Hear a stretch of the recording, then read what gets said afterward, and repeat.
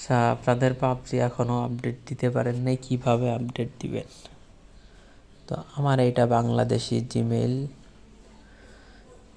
এখন এইটাই দেখেন পাবজি কিন্তু আপডেট আসেনি। তো এখন কিভাবে আপডেট দিবেন? তো এখানে একটা ট্রিক্স কাটানো লাগবে। আপনাদের ইউএসএ মেইল লাগবে। যখন আপনাদের ইউএসএ মেইলটা এখানে চেক দিবেন, দেখবেন আপডেট চলে আসছে। তো এইটা আমার ইউএসএ মেইল, আমি লগ ইন করে নিলাম।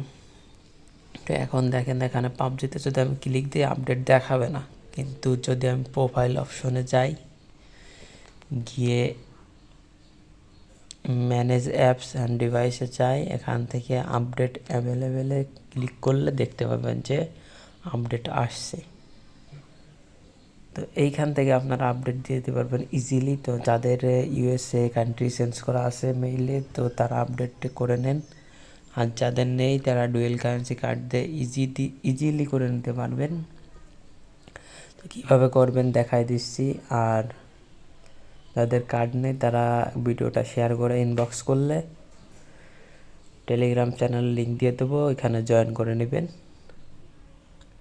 ইনবক্স করলে ওখান থেকে আমি দিয়ে দেবো কার্ড। তো প্রথমে আমি একটা বাংলাদেশি মেইল সিলেক্ট করে নেব।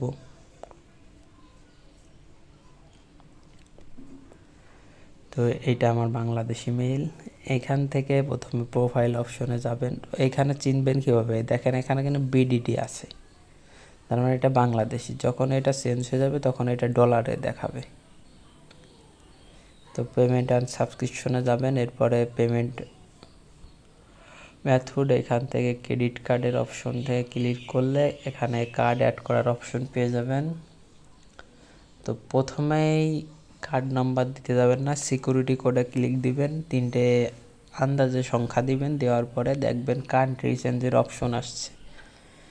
এইখান থেকে বাংলাদেশ চেঞ্জ করে ইউএসএ দিয়ে সিলেক্ট করে দেবেন। এরপর আবার কার্ড বসানোর অপশন পাবেন।